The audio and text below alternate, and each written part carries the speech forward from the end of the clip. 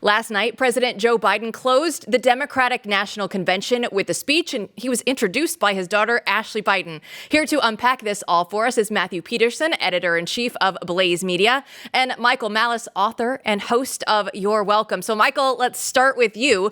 Thanks for joining us. What do you make of Joe Biden's speech in just night one of the DNC? Well, I think there's some kind of ironic punishment that Joe Biden has been this loyal party hack for decades. And now, even though he's ostensibly the president and still the leader of the free world and one of the most powerful men on earth, no one really cares what he has to say. It's kind of a joke. And this is kind of his punishment. You know, overnight, that party that he was so loyal to, that he walked the plank for, that he did what he was told for so many years, threw into the trash. He was only like a point or two behind President Trump, and very publicly, they just couldn't wait to stab him, not in the back, but in the front. So I can understand why he's angry. But it's kind of, I remember showing my age a few years ago, I don't remember what year, Gerald Ford spoke at the Republican convention, and they put him at like 4 o'clock, and there were like tumbleweeds, and you could hear wolves baying. It was just a complete joke. And I'm just glad that this is the end of his career, you know, where they kick him out of prime time. And it's kind of a speech that no one really cares about one way or another, no matter what your political persuasion happens to be. Michael, we'll drill down on Biden some more, but tell us, what was your takeaway for the DNC's message as a whole on this opening night? Like, what were they trying to say to you? I think Kamala Harris's biggest constituency is highly educated, highly mentally ill white women. And this entire convention is going to be speaking to that group. There's this air of enforced joy, which is a function of those SSRIs that they're all on. And this sense of like inevitability, kind of trying to hopefully to meme it into reality. But I wouldn't wish this on anyone, because think about it. If you have a 3 months to put together a presidential campaign with a candidate who's tried and failed so badly that she didn't even make Iowa last time, it's going to be really an uphill slog. And the key to watch, I think, for most people is the down ticket races. So Tester's already behind in several polls in Montana. West Virginia is obviously a write-off for the Democrats. So those are already two pickup seats for the Republicans in the Senate. So if dominoes keep falling, it's going to look really, really bad. And the thing with Kamala Harris, as we saw in 2020, the more she talks, the more people are alienated by her. The first policy position out of her mouth, which is this price gouging nonsense, when you have the Washington Post and CNN telling you, lady, you're out of your mind, this is a real problem for your campaign. Michael, I don't know if the white women love the illegal immigration, but Joe Biden certainly did last night. Let's go ahead and listen to his remarks. When Donald Trump left office, and unlike Trump, we will not demonize immigrants, saying they're the poison of blood of America, poison the blood of our country. Kamala and I are committed to strengthening legal immigration, including protecting dreamers and more. You're laughing. What? He said Kamala. Yeah, he did. She's plural now. She's multiplying right in front of our eyes at the DNC. But they love illegal immigration. That's what they're saying, Michael. Well, when you're talking about blood poisoning, maybe he was referring to what his doctor told him, and he just got a little bit confused. It happens to the best of us, especially as, you know, I'm getting a little gray myself. The Democratic Party, of course, needs immigration to kind of fuel its base. It's increasingly becoming unpopular with traditional Americans, and I say this as an immigrant. So it makes perfect sense that they're going to have those borders open as much as possible. But the more sinister aspect of this, and Dinesh D'Souza has spoken about this among others, is when you have increased crime, that tends to mean people want increased government as an excuse to have that security. And that is playing into their hands very well, especially with an authoritarian like Tim Walz, who has never met an authoritarian edict he didn't like. Well, let's go ahead. Biden also was going out and repeating the very fine people lie last night. Let's take a listen to that. The president was asked what he thought had happened. Donald Trump said, and I quote, "There are very fine people on both sides. My God." That's what he said. That is what he said and what he meant. That is not what he said, but that's what they're still going to be pretending that he said, Michael. I remember 5,000 years ago when President Trump was shot and almost murdered on national television. Yeah. And Joe Biden said, we need to stop demonizing one another. And this is getting too far. People are getting, shot and almost assassinated. So that went out the window, just immediately. So the thing, but I think that people need to appreciate is that lies work in politics.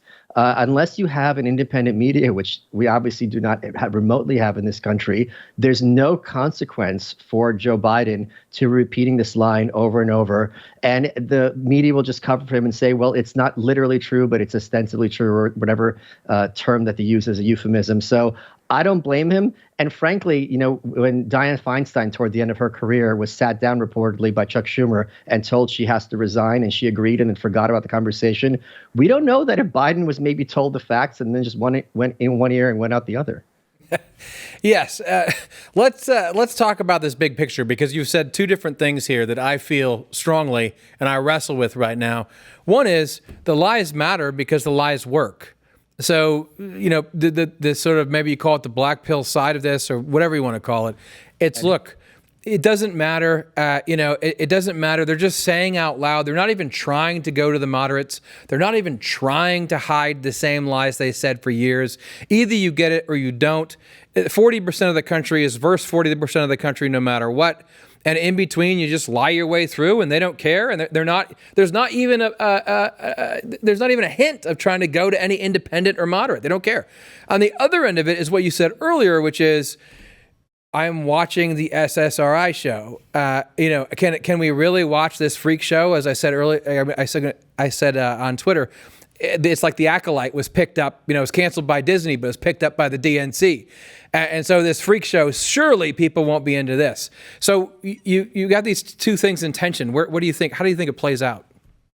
Well, I mean, did anyone really think Mexico was going to pay for the wall that Trump was going to build? Like, I mean, politicians, even at the time, the people laughed. They're like, all right, yeah, Mexico's going to pay for the wall. So there's degrees of lying. And sometimes it's just you kind of roll your eyes because it's, I wish Trump was telling the truth when he said if he was running the Justice Department, Hillary would be in jail. That never ended up happening either.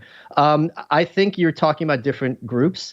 And the people who are not like us, political freaks who don't really pay attention to politics, they just work like by T-shirt slogans. You hear this very fine people, it becomes kind of mimetic, and you kind of stigmatize Trump in that regard. Those SSRI women, the wine moms and the awfuls, the affluent white female liberals, they're really into politics, and their entire identity is a function of politics. And they're, the ones who were so in love with President Trump, they were on their heads and marched up and down the streets yelling how much they cared about him. So these are kind of different populations.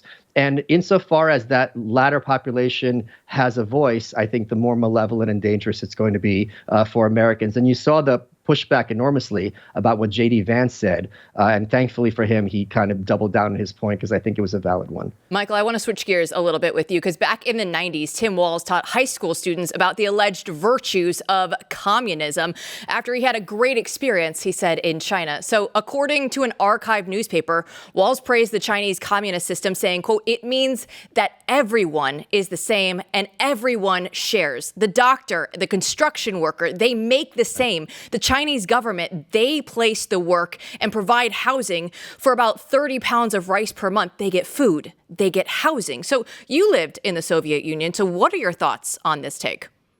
Well, I lived there till I was 2, to be fair. I just wrote a book about it called The White Pill. But Tim Walz has publicly said that he's not a First Amendment guy, that he believes in kind of hate speech laws. We are seeing that 2020 and COVID showed a lot of very evil people a lot of very useful information about the limits of American submission and what it would take for Americans to be like, all right, we reached a line we can't cross. And we're seeing it play out right now in the UK. Keir Starmer, the new prime minister from the Labour Party, is this kind of almost out of Dilbert gray man corporate hack. You would never spot him in a crowd. And the kind of tyranny that he's unleashing, arresting people for tweets or making the wrong expression toward others, is something that we would have considered unimaginable, let's say, 7 or 8 years ago in a pre-COVID era.